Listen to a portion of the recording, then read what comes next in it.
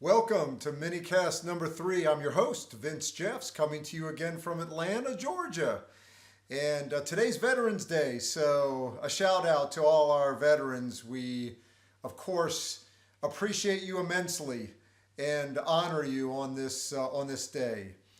So, in our first two minicasts, we explored some ideas about artificial intelligence and machine learning in CRM. And really, in two, we got into a deeper discussion on particular use case categories. And I certainly concentrated on a number of interesting categories in marketing, such as timing, optimization of timing, and content recommendations, channels that are optimal to be sending your content on, or to be conversing and engaging with your audience on. And today, what I'd like to do, and I promise this time I'm going to shorten it. First time I went 12 minutes, second time 10, so we're going in the right direction. We're going to be down to below 10, I promise you. But I'd really like to drill into a couple of areas, and that is how artificial intelligence can help marketers with timing and how it can help you with content.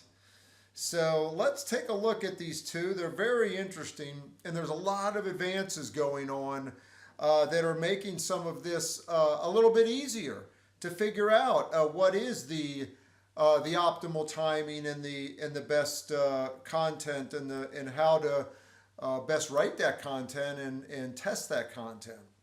So I've got for you cool use number 1 for artificial intelligence in marketing. And the fact is, machines can learn good timing. They're amazing. And what they do is they learn the best timing based on when customers respond and when they engage with your content.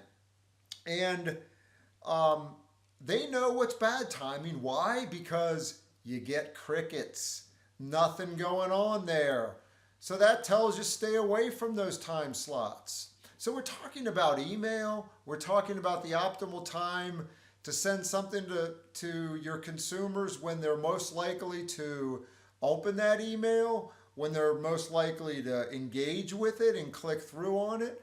And why is that? Well, it's because, again, we're learning when they actually do that. And the machine is recording that, and it's doing that for individuals. So as long as you get that individual engaging enough with your content, it will learn the best time to send emails and to send Twitter tweets, to send LinkedIn posts, anything you imagine.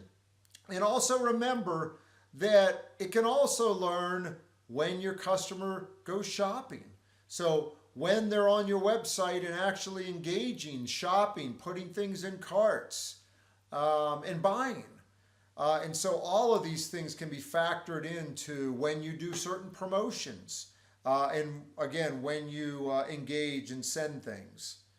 So remember that it is the customer that decides what is good timing. Then they do that. They vote with their clicks. They vote with their shopping habits. They vote with their wallets and purses, obviously. So you can't force it. You can certainly test some ideas, but if you do it enough, the machine is going to tell you these are the optimal times to be doing things. So, cool use number 2, and that is machines can learn what is good content. They can learn what is engaging content. They can learn what content actually gets shared, what content gets likes, what content gets reviews, what content gets downloaded.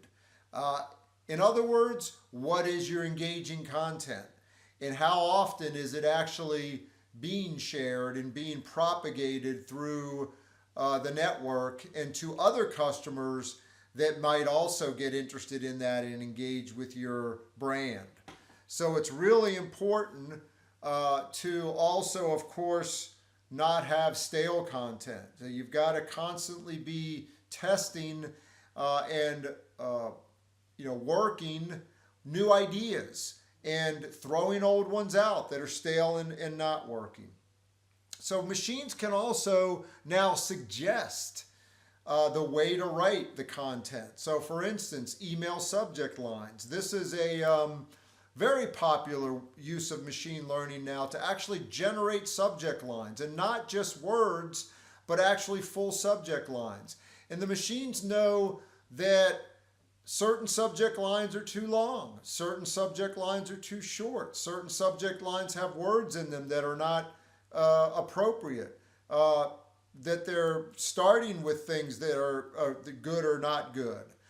So all of these variations can be tested, and machines will, of course, sort up to the top and recommend you use the ones that are going to most likely get somebody to open that email and engage with it. Also now they're doing copywriting, really, essentially. But short of that, when you're still writing your copy, it's becoming a teacher for you. It's grading the quality of your content and doing copy analysis. I personally use a tool on my blog page called Yoast that does copy analysis, and it tells me if I'm using my focus keyword enough, what kind of a reading scale that my writing is living up to, if it's too low or too high, is it readable? And so these types of things are really important, and they really help you. Is it active voice? Is it passive voice? This is the kind of thing that's going to help you engage your audience, get their attention, and get more, ultimately, conversions from your audience. So those are a couple of the cool areas that I wanted to explore today. And hey, I did it. I promised you I would be under 10 minutes, and I think we're at about 7. So we'll end this one. And until next time, Vince Jeffs from Atlanta, have a good day.